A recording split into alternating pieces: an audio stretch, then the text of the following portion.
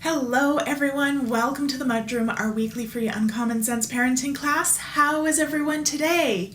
It's officially September, my kids are on their second day of school today. My mom and I took them to the bus stop yesterday, and then we divided up some hostas in my front yard, and then we went to have lunch at our favorite kid-free restaurant. Getting crazy over here. They had a great first day. I can hardly believe that my youngest Owen is in grade 1 now. It seems insane to me. I remember one of the earliest workshops that I ever did online. I did when he was about 6 months old, and my husband was caring for him, and he decided to walk right through our living room, which is where I was presenting, with a screaming baby.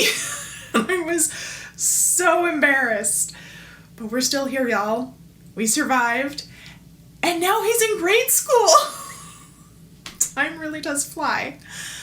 All right, enough rambling. Today we're talking about why kids don't do things they know how to do.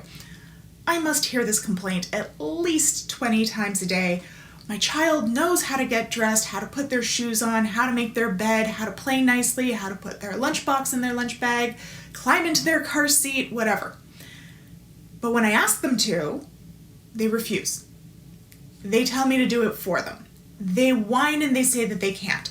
Oftentimes, they won't even let me do it for them. They just say that it's impossible over and over and over, and then I have to wrestle them through it. Why? So let's talk about why this happens and what to do about it. Before we get into it, however, if you're new around here, allow me to introduce myself. My name is Allana Robinson, and I'm a parenting coach for parents of toddlers, preschoolers, and kindergartners. I help you understand why your children are misbehaving and how to fix it without stickers, counting to 3, or losing your shit. I'm your host here on the MudRoom. I'm also the host of the Parenting Posse Facebook group, and I'm the creator of the Parentability program, where I help you raise well-behaved kids who listen. While you're here, don't forget to like and subscribe so that you never miss another class. Okay, so why do kids refuse to do things that they know how to do? Things they've done without incident 42,000 times before, generally. Simple things. Things they will do other times, no problem. The simple answer for those of you who have been around the block with me a few times is stress. They're dysregulated. And I know you're likely tired of hearing me say it, but that's what everything comes back to. Stress, dysregulation, a lack of access to their executive functioning skills. So let's break it down. I want you to imagine that everyone has a gas tank, just like your car. Sometimes you wake up fresh as a daisy, happy and calm, ready to take on the world. Other days, not so much, right? Which, if we're being honest, is most days, so I'm sure. Just like your car sometimes is sitting in your driveway with a full tank, but most of the time it's somewhere between full and totally empty. And we unconsciously budget our energy for the tasks that we expect to have to take on. Because everything we do, every tiny task, every thought we have, takes energy. Literally everything. It's just a matter of how much energy it takes. And those can vary in how much energy they take, which adds a layer of complexity to it. So for instance, pretty much none of us budget energy for sitting down at our computer and getting on the internet anymore, right? In the 90s, we had to budget energy for sitting down, getting the computer booted up, sitting through that awful dying robot sound, and then finally getting connected so that we could do what we needed to do. But now we've reduced that budget to almost nothing because we expect to be constantly connected. But what happens when you sit down and the internet isn't working?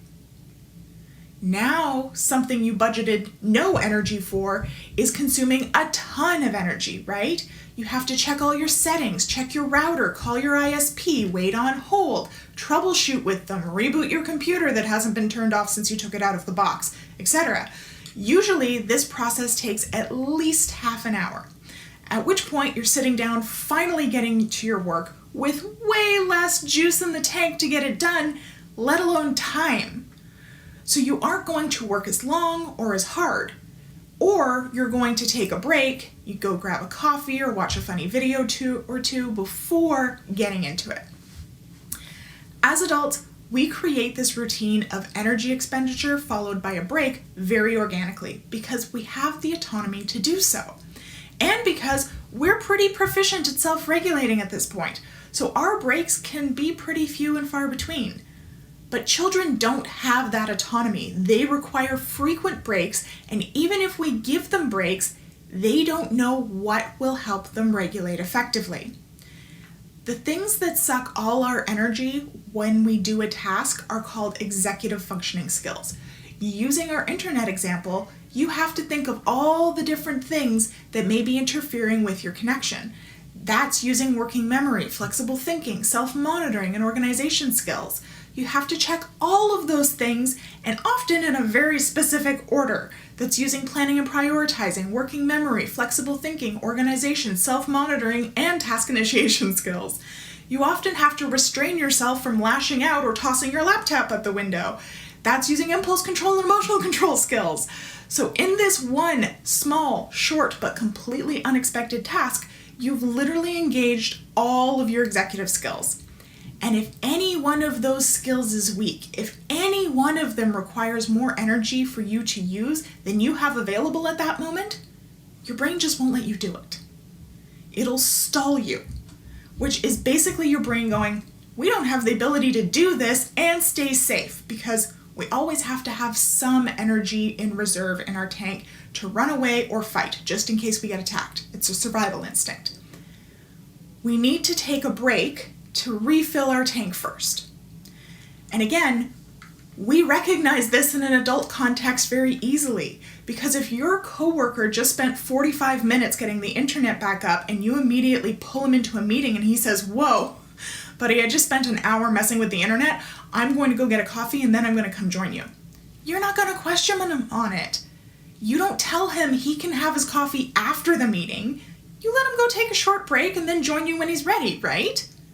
But when a child does this, when a child is using all their energy to use their skills to get dressed, which uses planning and prioritizing, working memory, organization, self-monitoring, flexible thinking, and task initiation skills, and then immediately turn around and ask them to use those skills again to put their shoes on and get in the car, and they protest, they're defiant, they're not listening, they're helpless. And yes, I recognize that your child is protesting in a much less socially acceptable way than your adult coworker would. But again, they're an adult who is much more proficient at this and has the personal autonomy available to them, so they don't have to budget energy to deal with people protesting against their protest. I have seen this exact scenario play out, whether a child whines about it or says very politely, "Can you help me?" Because we didn't budget energy for this unexpected demand either. So we insist, no, you can do it yourself. You've done it before, why don't you do it now? And now we're both dysregulated. So how can we cut this dynamic off at the knees? Because in the moment, once you recognize why this is happening, that your child is dysregulated and needs a break, it can paralyze a lot of parents. Because we have shit to do and places to go, and generally the realization that our child is dysregulated also brings to our attention that we're getting dysregulated. And often we've already planned our break. Whether we know it or not, in our minds we're like, okay, the kids are going to put their shoes on, get in the car, and then I can mentally check out while I drive them to daycare. I can put on my music and just focus on driving. We budgeted our energy. And now that budget is getting blown out of the water with their stalling. They're asking for a break before we planned it. Either because they don't know what the plan is, they can't see that a break is right around the corner, or because they don't see what you planned as a break. It's not actually regulating for them to sit in the car listening to your music. So the first thing that you've got to do to figure this out is figure out what is actually calming to your child. Probably the most common question I get is, what do my kids find regulating? And I really, really wish that I had a blanket answer for that, but the truth is that it varies from kid to kid and person to person. What I find regulating is not what my husband finds regulating. What my oldest finds regulating is not what his brother finds regulating. What my baby nephew finds regulating is going to be different from what my brother, my sister-in-law, and my kids find regulating. It's a process to figure it out. I can say that usually there's a big sensory component to it, and usually it's something that they're already doing in a maladaptive way. For instance, if your child refuses to put their shoes on and lays on the ground kicking their feet, finding a way for them to kick their feet in a safe, productive way is usually a good starting point, because that's what their body is naturally doing to try and regulate them when they're under stress. The second is to give them space to calm down. The average amount of time it takes for the nervous system to calm down, otherwise to get a full tank of gas, is 20 minutes. If they are being actively engaged in regulation, which I know seems like a really long time, but most parents are spending more than 20 minutes dealing with a meltdown. And once you recognize this pattern, you can start planning for the need for a break and put it into your routine proactively. Again, this is if they're being actively engaged in regulation. Many parents will say to me, I gave them 20 minutes to chill out and they're still upset. Well, yeah. They don't know how to calm themselves down. You haven't taught them. Just removing demands is not a regulation break. And finally, we need to build those executive skills that are draining so much energy. Using our gas tank analogy again, this is like taking a really steep hill and grading it down until it's flat. It takes a lot less gas to go over a flat road than up a steep hill, which ultimately means that your gas tank lasts a lot longer so you can go further, right?